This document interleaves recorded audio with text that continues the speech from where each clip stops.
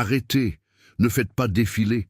La prière que vous avez faite cette semaine, sans nom, sans visage, sans adresse, vient de trouver sa destination. Et Dieu m'envoie ici avec un message urgent concernant la vie qui a été sauvée et la guerre que vous continuez de mener à l'intérieur. La réponse à la première partie est scellée. La réponse à la seconde commence maintenant.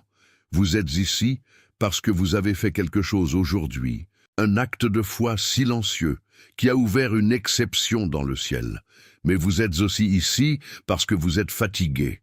Pas la fatigue d'une journée de travail, une fatigue de l'âme, une usure profonde qui ne part pas avec le sommeil. C'est la fatigue de l'homme qui se bat sur trop de fronts et qui sent que le front intérieur est en train de céder. Parlons de cette fatigue en 3 couches. La première, c'est votre corps. Cette âme en état d'alerte permanent. Vous vous couchez, mais une partie de vous reste de garde. Le sommeil ne vous repose plus. Il ne fait que changer la sentinelle de l'épuisement. Vous vous réveillez à 3 heures du matin avec cette pression sur la poitrine, une angoisse sans nom, et le cycle des soucis recommence. Vous commencez chaque journée avec un désavantage, portant le poids du monde avant même d'avoir posé le pied par terre. La deuxième couche, c'est la décision. Ces choix du quotidien qui devraient être simples et qui vous paralysent. La décision prise la semaine dernière qui, dès le lendemain, avait déjà le goût de l'erreur. Cette ressource utilisée dans l'urgence parce que vous ne pouviez plus vous permettre d'attendre la clarté. Vous voyez le même schéma se répéter, avec des personnes différentes, dans des contextes différents, comme s'il y avait un code que vous avez diagnostiqué, mais que vous n'arrivez pas à briser. Et la troisième couche, la plus critique, votre famille, votre épouse, qui a appris à ne plus demander comment s'est passée ta journée, parce qu'elle connaît la réponse au son de votre clé dans la serrure. Vos enfants qui ont cessé de vous demander conseil pour leurs petits problèmes, sentant que vous n'avez plus de place pour les accueillir. Votre petite fille qui hésite à vous demander les bras, ne sachant pas si elle va trouver son grand-père ou un géant accablé de soucis. Votre maison ressent la différence. Et ce soir encore, sans le vouloir, vous avez déchargé sur eux le poids que vous portiez. Si une seule de ces descriptions vous touche, si vous vous reconnaissez dans ce portrait, je vous demande de faire une chose, pas pour moi, mais pour vous. Un acte de positionnement. Écrivez dans les commentaires, juste en dessous, « Je suis ici ». Ce n'est pas un simple commentaire, c'est une déclaration que vous êtes présent à ce rendez-vous divin et que vous êtes prêt à écouter. Avant de continuer, je dois vous dire exactement ce qui va se passer dans les prochains paragraphes, pour que vous sachiez pourquoi il est crucial de rester. Premièrement, je vais vous montrer où vous avez réellement été ces dernières années, d'une manière qui donnera enfin un sens à ce long silence. Vous vous reconnaîtrez dans la description, pas le général, le spécifique, la nuit spécifique, la décision spécifique, la conversation spécifique. Deuxièmement, je vais vous livrer un unique mot en hébreu que personne ne vous a jamais enseigné, et lorsque vous en entendrez la signification, le brouillard sur vos décisions commencera à se dissiper avant même la fin de cette vidéo. Cela se passe ici même. Vous le recevrez sans bouger de l'endroit où vous êtes. Troisièmement, à la fin, je vais déclarer 2 noms sur vous. Pas une bénédiction générique, mais une mission spécifique, avec les noms qui ont été enregistrés pour vous avant même que vous ne sachiez qu'ils l'étaient. Je ne vous promets pas que cela changera votre vie d'ici demain matin. Je vous promets que si vous restez avec moi jusqu'au bout, vous repartirez en sachant quelque chose que vous ne saviez pas, avec quelque chose de concret dans la main et avec quelque chose de déclaré sur vous qui demeurera après la fin de la vidéo. Si vous partez au milieu, vous partez sans le saut. Restez jusqu'à la fin. Ce que vous vivez, c'est la saison de la semence en hiver. La graine de votre appel a été plantée, mais le sol est dur, gelé, et il n'y a aucune preuve extérieure de vie. Tout autour de vous crie que rien ne se passe, l'obscurité, le froid, le silence. Mais cette graine n'est pas tombée là par hasard. Elle a été placée avec intention par des mains qui connaissaient la récolte qu'elle portait en elle. Le problème n'est pas la graine, ni le sol, ni la saison. Le problème, c'est que vous essayez de forcer la croissance avec vos propres forces. Vous n'avez pas mal combattu. Vous avez combattu sans l'outil qui vous a été promis. Un outil dont vous ne connaissez même pas encore l'existence. Vous avez essayé d'arroser un sol gelé avec votre sueur et vos larmes, alors qu'il fallait un instrument pour briser la glace. Et sur ce point précis, sur ces nuits où l'âme ne se tait pas même quand le corps est immobile, sur ces décisions que vous avez prises dans le désespoir parce qu'attendre coûtait plus cher que de supporter, sur le fait de rentrer chez vous sans décharger le poids que le monde a mis sur vous, il y a quelque chose que Salomon a laissé d'enregistrer, que je vous montrerai plus tard. Gardez ce mot au fond de votre esprit. J'y reviendrai lorsque le moment sera venu. Mais que se passe-t-il quand une graine est plantée dans un lieu où personne ne semble la voir, où personne ne vient l'arroser et qu'elle insiste malgré tout pour croire à la promesse du printemps? C'est là que le ciel est obligé d'intervenir. Fiquez comigo. Vous êtes arrivé ici parce que quelque chose que vous avez fait aujourd'hui a ouvert une exception dans le ciel. La parole a été donnée. Le décret a été émis. Et maintenant commence la partie que la plupart des gens perdent. Car entre la parole reçue et la parole accomplie dans le quotidien, il y a un intervalle. Un intervalle que l'ennemi connaît mieux que vous. Et c'est dans cet intervalle que la plupart des élus perdent ce qui leur a été accordé. Non pas parce que le décret a été révoqué, mais parce qu'ils sont rentrés chez eux le lundi matin et n'avaient pas l'instrument pour le soutenir. Salomon a été l'homme le plus sage qui ait jamais existé. Et ce n'est pas un titre de livre d'histoire, c'est un enregistrement biblique signé par Dieu lui-même. Quand il a eu la chance de demander n'importe quoi, il n'a pas demandé la richesse, ni une longue vie, ni la tête de ses ennemis. Il a demandé la sagesse, et Dieu a été si ému par sa demande qu'il lui a donné la sagesse et tout le reste avec. Il a jugé le conflit des deux mers quand personne d'autre dans le royaume ne savait juger. Il a écrit 3000 proverbes. Il a gouverné Israël à l'apogée historique que cette nation ait jamais connue. La reine de Saba a voyagé des mois, juste pour tester cette sagesse. Et à son retour, elle a dit qu'on ne lui en avait même pas raconté la moitié. Et Jésus lui-même, Jésus en personne, a cité Salomon par son nom. Et il n'a pas emporté cette sagesse dans sa tombe. Il l'a laissée consigner avec une précision chirurgicale qui a traversé 3000 ans sans perdre son tranchant. Il a laissé consigner comment arrêter de répéter la même erreur que vous avez déjà diagnostiquée et qui pourtant continue de se produire dans des contextes différents, avec des personnes différentes, comme s'il y avait un schéma que vous n'arrivez pas à briser. Il a laissé consigner comment rentrer à la maison sans décharger sur votre famille le poids que le monde a mis sur vous pendant la journée, pour que votre maison sente enfin la différence et n'ait pas besoin de vous résolu, mais de vous présent. Et il a laissé consigner comment marcher avec la posture de celui qui sait, avec un critère, pour que vous arrêtiez de demander conseil à ceux qui ne sont pas en mesure d'en donner, d'arrêter de décider dans la chaleur de la douleur et d'arrêter de croire ceux qui vendent des miracles bon marché. J'ai rassemblé tout cela dans un guide appelé « Le Code de la sagesse de Salomon ». Il se trouve dans le premier commentaire épinglé, juste ici en dessous. C'est l'union de la sagesse des proverbes avec les principes de la restauration pacifique qui sortent un homme de l'état de survie pour le ramener à l'état de clarté et de décision. Salomon l'a écrit. Je l'ai organisé pour le quotidien que vous vivez en ce moment, pour cette semaine qui commence demain. Avec le guide principal, viennent 2 instruments que j'ai ajoutés, car sans eux, le guide aurait un vide. Le premier est le rituel du sommeil du juste, un audio guidé de 10 minutes avant de dormir, ancré dans le psaume 4, 8. Je me couche et je m'endors en paix, car toi seul, Éternel, tu me donnes la sécurité dans ma demeure. Ce n'est pas une technique de relaxation moderne, c'est l'acte de remettre le fardeau à celui qui ne sommeille ni ne dort, pour que votre âme cesse de monter la garde pour quelque chose qui est déjà protégé. pour celui qui ne se souvient plus de ce que c'est que de s'allonger et de voir son esprit s'éteindre en même temps que ses yeux. Le second est l'éveil de la clarté, les 7 décrets du matin. 5 minutes au réveil, avant le téléphone, avant le café. 7 décrets que vous prononcez de votre propre voix.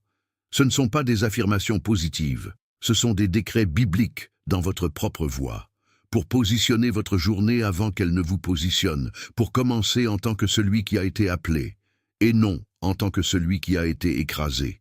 Et le prix, le prix, moins qu'un café de l'après-midi, moins qu'un déjeuner simple du samedi en famille, moins qu'un plein d'essence pour aller à l'église le dimanche. J'ai fixé ce prix intentionnellement, non pas parce que cela vaut peu. Cela vaut ce que Salomon a laissé consigner pendant 3000 ans. Je l'ai fixé à ce prix pour que le seul obstacle entre vous et cet instrument soit votre décision de tendre la main. Ni le prix, ni l'agenda, ni le déplacement.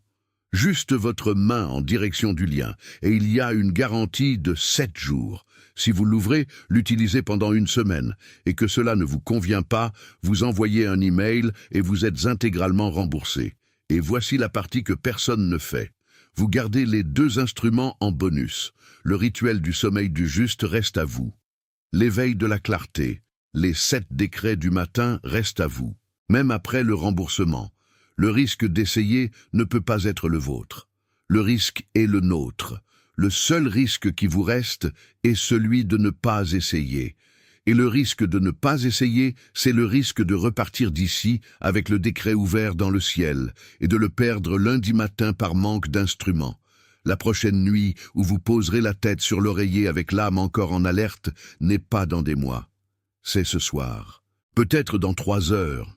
Le prochain matin où vous vous réveillerez en pensant aux batailles, commençant la journée en désavantage, c'est demain. La prochaine fois que votre famille vous recevra alors que vous déchargez le poids du monde, c'est demain soir. Chaque nuit sans le rituel du sommeil du juste est une nuit que votre corps paiera.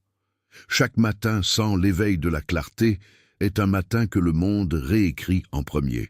Chaque jour sans le code de la sagesse de Salomon est un jour où votre maison le ressent. Le coût du report n'est pas nul. Mais ne partez pas maintenant.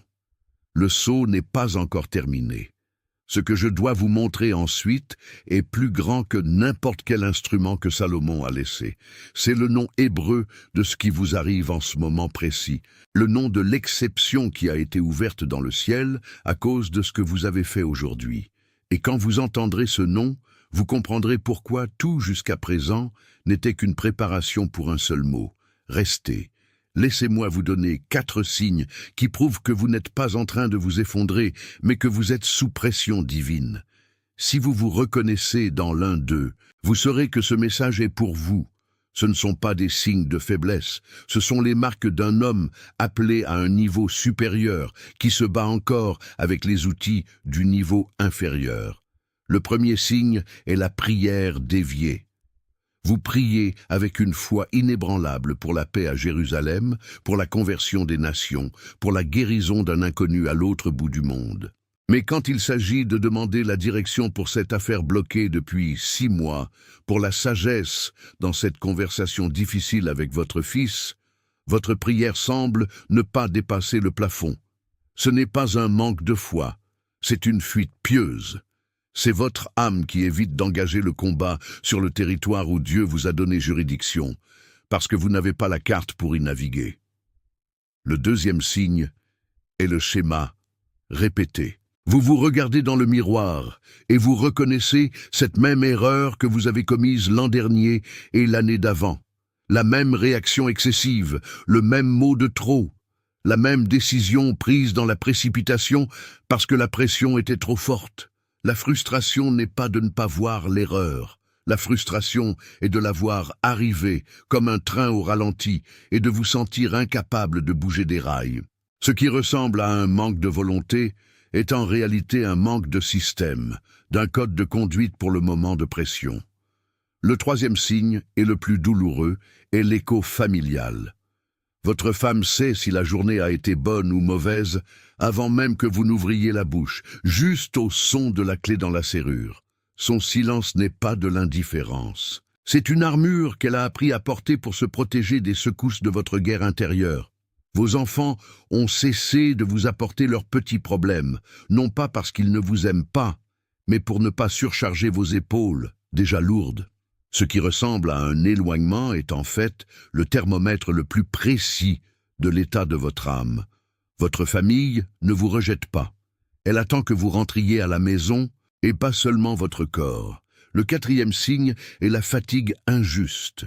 Vous vous réveillez le matin plus épuisé que lorsque vous vous êtes couché. Ce n'est pas la fatigue du corps qui a travaillé, c'est l'épuisement de l'âme qui a passé la nuit à guerroyer en rêve, à rejouer des conversations, à anticiper des batailles.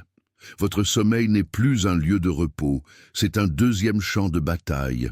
Dieu ne vous a pas appelé à être un soldat nocturne de l'inquiétude, mais un fils qui dort en paix dans le campement du Père, sachant que le général de l'armée ne dort jamais. Si l'un de ces signes a touché une corde sensible, faites un acte de foi maintenant. Écrivez dans les commentaires « Je porte ce que personne d'autre ne porte ». Ce n'est pas une plainte, c'est la reconnaissance que le poids que vous portez est la preuve de l'appel que vous avez reçu. Ce que vous ressentez, ce n'est pas l'abandon, c'est la pression. Comme le charbon sous la terre, soumis à une chaleur et une pression extrêmes, non pas pour être détruit, mais pour être transformé en diamant. Chaque signe de fatigue, chaque décision paralysante, chaque silence à la maison est une augmentation de la pression. L'ennemi veut vous faire croire que vous vous brisez. Dieu dit que vous êtes en train de vous cristalliser. Il y a un mot en hébreu qui définit exactement ce que vous portez. Quand je le dirai, vous ne regarderez plus jamais cette période de la même manière. Restez. Avant de vous donner le nom hébreu de ce que vous endurez, je dois vous rappeler une chose. L'instrument que Salomon a laissé enregistrer, celui dont j'ai parlé au début, ne remplace pas le nom que vous allez recevoir. Il vous aide à soutenir ce nom dans le quotidien une fois que ce nom aura été déclaré. C'est pourquoi l'ordre est important. D'abord, le nom. Ensuite, l'outil pour le porter. Restez. Fermez les yeux, juste un instant. Respirez profondément. Sentez l'air remplir vos poumons. Maintenant, placez votre main sur votre cœur. Sentez ce battement. Ce rythme est la preuve que vous êtes encore dans le combat, mais il est aussi la preuve que celui qui l'a commencé est fidèle pour le terminer. Il y a un mot dans la langue de Dieu, la langue des prophètes, qui nomme cette saison que vous traversez. Ce n'est pas un mot pour la défaite. Ce n'est pas un mot pour l'abandon. C'est un mot pour le type de sagesse qui naît sous pression. L'ennemi veut que vous appeliez cette saison chaos. Dieu l'appelle par son vrai nom. Ce mot est Tebu Nah. On le traduit souvent par intelligence ou compréhension, mais c'est une traduction pauvre, incomplète. L'hébreu a un autre mot pour l'accumulation de savoir, chokma. Mais tebuna, c'est autre chose. Ce n'est pas la sagesse passive de celui qui sait, c'est le discernement actif de celui qui construit. C'est la capacité de connecter les points que personne d'autre ne voit, de voir le plan derrière le désordre, d'appliquer le principe divin aux problèmes précis que vous avez sur votre bureau, dans votre mariage, avec votre fils. C'est la sagesse de l'ingénieur, du juge, du leader, la sagesse que Salomon a demandée. Le livre des Proverbes, chapitre 2, dit « En rendant ton oreille attentive à la sagesse et en inclinant ton cœur à l'intelligence. » Tebuna. Il ne s'agit pas d'un effort intellectuel. Il s'agit d'une inclinaison du cœur, une posture, une reconnaissance que votre épuisement ne vient pas d'un manque de foi, mais de la tentative de construire sans le plan, de guerroyer sans la carte du terrain. Vous avez essayé de gagner la bataille avec la force brute, alors que Dieu voulait vous donner la stratégie. Ce que vous vivez a maintenant un nom, et une chose qui a un nom peut être comprise, gérée et finalement maîtrisée. Votre saison de semences en hiver n'était pas un abandon, c'était le champ de formation pour votre tebuna. C'était le silence nécessaire pour que vous désiriez enfin l'instrument, et pas seulement le résultat. Le nom tebuna est la clé qui ouvre un dossier scellé dans les archives du ciel. Dans ce dossier se trouve le nom de qui vous êtes vraiment. Non pas l'homme fatigué qui se bat pour survivre, mais l'homme appelé à construire avec un discernement divin. Chaque épreuve n'était pas une punition, mais une leçon pratique. Chaque silence n'était pas un rejet, mais une invitation à chercher plus profondément. Maintenant que vous connaissez le nom de ce que vous portez, je dois vous montrer que quelqu'un l'a porté avant vous, dans une situation encore plus désespérée. Et ce qui est arrivé à cet homme va tout changer pour vous. Je promets d'y revenir. Restez avec moi. Considérez Salomon, jeune. Le trône de son père, David, est encore chaud. Mais l'ombre qu'il projette est froide et immense. Le royaume est vaste, les ennemis sont à l'intérieur comme à l'extérieur, et le poids de l'héritage est une couronne plus lourde que celle d'or. Chaque homme de guerre, chaque ancien du conseil le regarde, attendant de voir s'il est le fils de son père ou une simple note de bas de page de l'histoire. Vous connaissez ce regard. Vous le voyez dans le miroir chaque matin. C'est dans cette nuit de l'âme, à Gabaon, que Dieu lui apparaît en songe. Un chèque en blanc divin. Demande ce que tu veux que je te donne. Imaginez l'instant, la richesse pour éblouir les nations, la mort de ses rivaux pour sécuriser son trône, une longue vie pour jouir de son pouvoir. Tout était sur la table, et voici le moment de Tebouna, le moment de sagesse appliquée qui a changé l'histoire. Salomon n'a pas demandé le résultat. Il a demandé l'instrument. Il n'a pas demandé la victoire. Il a demandé le discernement pour savoir quand et comment se battre. Il a demandé un cœur qui écoute, lève shoméa, en hébreu, pour pouvoir juger avec justice. Il a demandé la capacité de séparer le bien du mal dans les affaires quotidiennes du royaume. Il a compris que s'il avait le bon instrument, il pourrait construire tous les résultats. Demander à Dieu un instrument de sagesse pratique n'est pas un manque de foi, c'est son apogée. C'est dire, « Père, je ne veux pas que tu fasses le travail à ma place. Je veux que tu me donnes le plan pour que je puisse construire avec toi. » Vous, ce soir, vous êtes à Gabaon. Le ciel est ouvert et la question est posée. Que demandez-vous? La fin du problème ou la sagesse pour le résoudre? C'est sur la base de cette demande que le premier nom est déclaré sur vous aujourd'hui. Ce n'est pas un titre, c'est une fonction. Recevez-le. Le premier nom est gardien du silence. Vous n'êtes plus l'homme qui réagit au bruit du monde, qui court après chaque urgence, qui répond à chaque provocation. Vous êtes celui qui garde l'espace intérieur où la voix de Dieu peut être entendue. Votre autorité ne viendra plus du volume de votre voix, mais de la profondeur de votre quiétude, car vous êtes celui qui, dans le silence, a déjà reçu l'instruction. Et parce que vous êtes gardien du silence, vous devenez capable d'entendre votre deuxième nom, car on ne peut être envoyé que lorsqu'on a appris à écouter. Recevez votre mission. Le deuxième nom est constructeur de pont. Votre intercession a déjà bâti un pont pour sauver une vie que vous ne connaissiez pas. Mais Dieu vous envoie maintenant à l'intérieur de vos propres frontières pour être un pont entre votre cœur et celui de votre épouse qui a besoin de retrouver le chemin vers votre âme, pour être un pont de conseil et de présence entre vous et vos enfants qui ont soif de la sagesse de leur Père, pour être le pont entre la décision que vous prenez aujourd'hui et la bénédiction qu'elle débloquera demain. Gardien du silence, constructeur de ponts. Ces deux noms fonctionnent ensemble. Ils sont votre nouvelle fréquence de transmission. Vous n'êtes plus l'homme fatigué qui essaie de survivre. Vous êtes le gardien qui protège l'instruction et le constructeur qui l'exécute. Mais il y a quelque chose que l'ennemi ne veut pas que vous sachiez sur ces deux noms. Car quand vous le saurez, il perdra la principale arme qu'il a utilisée contre vous jusqu'à ce soir. Restez avec moi. La révélation la plus importante est pour maintenant. Maintenant que vous portez vos deux noms, gardien du silence et constructeur de ponts, vous devez recevoir le plan de bataille. Car l'ennemi ne conteste pas votre appel, il conteste votre persévérance. Il n'a pas besoin de vous détruire, il a seulement besoin de vous faire abandonner, de préférence 24 heures avant la percée. Voici la carte de ces deux tactiques favorites et les deux armes que vous possédez déjà pour y répondre. Sa première tactique est l'érosion par la comparaison. Il est le maître du montage.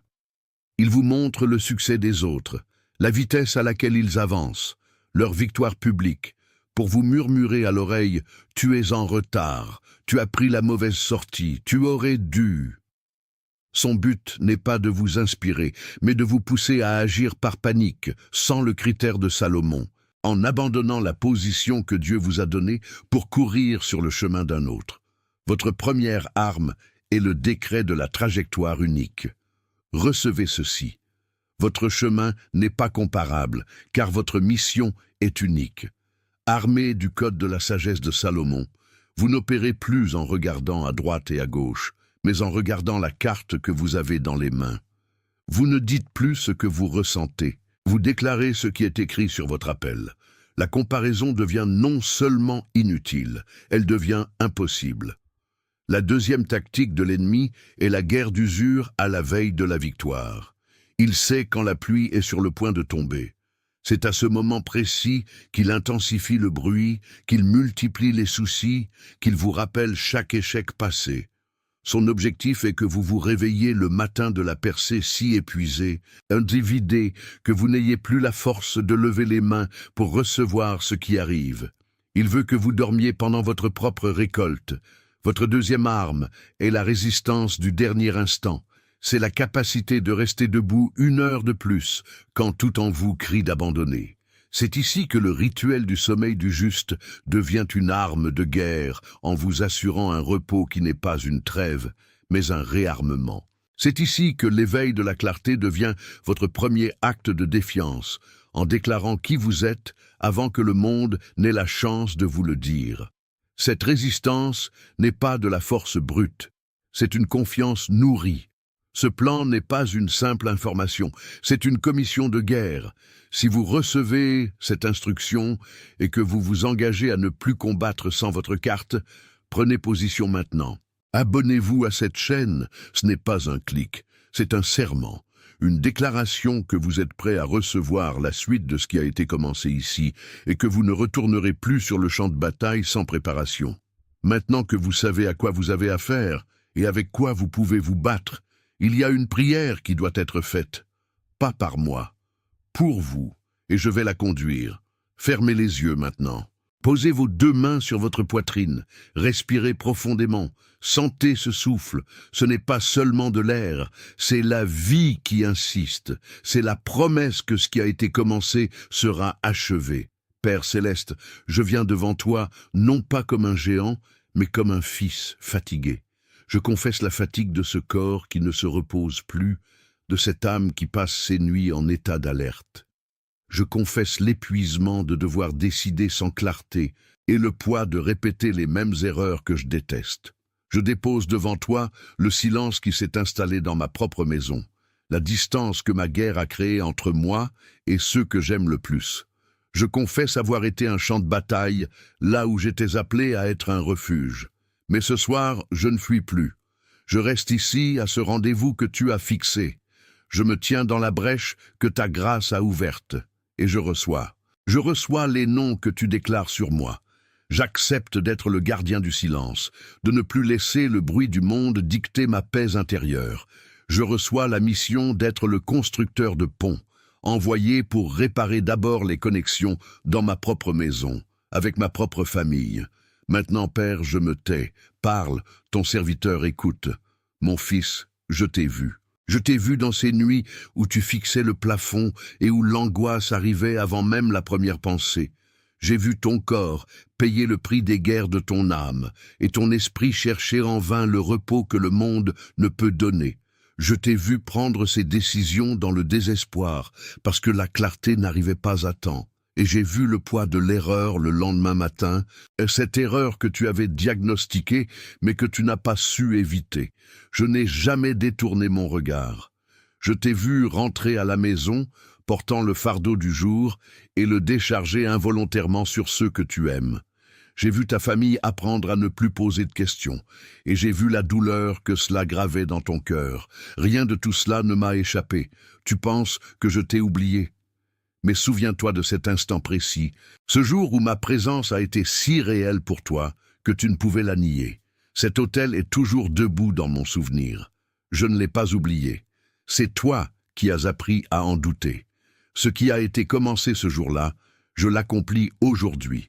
Le sceau est posé, vous êtes engagé, vous êtes missionné, vous êtes envoyé, vous êtes engagé, vous êtes missionné, vous êtes envoyé, vous êtes engagé, vous êtes missionné, vous êtes envoyé. Ne dites pas encore « Amen », restez dans cet instant.